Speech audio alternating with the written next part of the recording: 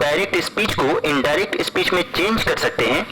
और आज जो है WH क्वेश्चंस रहेंगे, तो आज का वीडियो काफी इंटरेस्टिंग और नॉलेजेबल है। आप लोग सभी इस वीडियो को अंत तक जरूर देखिएगा। He says to me what do you eat, वो मुझसे कहता है तुम क्या खाते हो। तो यहाँ क्या है, वह मुझसे कहता है, उसने मुझसे कहा नहीं है, कहता है, यानी कि यहाँ सेज है, प्रेजेंट टेंस में है। तो यहाँ पर होगा he says to me what do you eat, तुम क्या खाते हो। तो यहाँ पर पूछा जा रहा है, तो सेज को आस्क्स में बदल देंगे। आस्क मीन्स पूछना होता है, तो ही आस्क्स मी।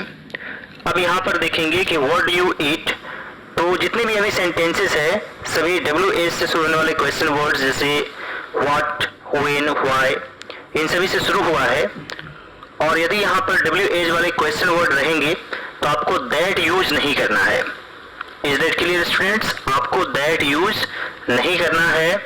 और जो हेल्पिंग वर्ब यहाँ पर लगता है उसे भी जो है एक तरह से हटा दिया जाता है। हेल्पिंग वर्ब को क्या किया जाता है, हटा दिया जाता है या फिर लास्ट में कर दिया जाता है। जैसे व्हाट डू यू ईट है तो मान लीजिए व्हाट यू ईट, इस तरीके से प्रयोग होता है। जैसे व्हाट इज योर नेम तो व्हाट योर नेम इज, या व्हाट योर नेम वाज, यानी कि तुरंत जो क्वेश्चन वर्ड है उसके बाद हेल्पिंग वर्ब यूज नहीं किया जाता है। और हम लोग एग्जाम्पल से समझेंगे। तो यहाँ पर है ही सेज टू मी, तो यहाँ हो जाएगा ही आस्क्स मी, और दैट यूज नहीं करेंगे। फिर व्हाट लिखेंगे, व्हाट। अब यहाँ पर है यू सब्जेक्ट, और यू जो है सेकंड पर्सन है, सेकंड पर्सन ऑब्जेक्ट के अनुसार चेंज होता है। तो यू के बदले क्या हो जाएगा, यहाँ मी से आई बनेगा, व्हाट आई ईट। मैंने आपसे क्या कहा कि जो हेल्पिंग वर्ब है वो हट जाएगा। He asks me what I eat. मान लीजिए यहाँ पर यदि ही रहता या सी रहता, थर्ड पर्सन सिंगुलर नंबर, तो यहाँ पर फिर इट्स हो जाता। He said to me what do you ईट।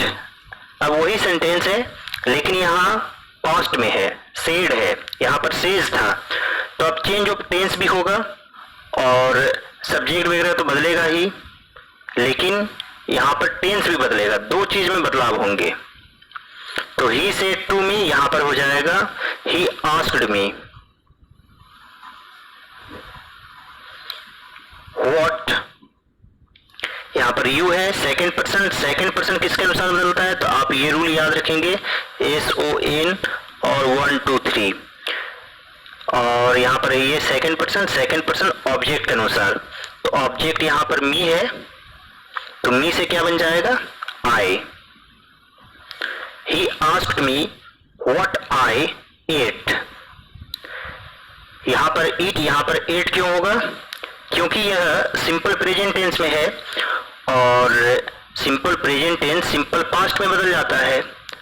और कब बदलेगा, जब यहाँ पर सेड रहेगा, यहाँ भी पास्ट में रहेगा तभी बदलेगा। सेज रहेगा तो टेंस में बदलाव नहीं होंगे। He said what was falling, उसने कहा क्या गिर रहा था, what was falling। तो यहाँ पर सब्जेक्ट ही है what was falling। तो यहाँ पर हो जाएगा he asked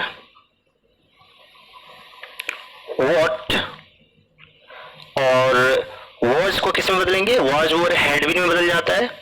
तो what had been falling।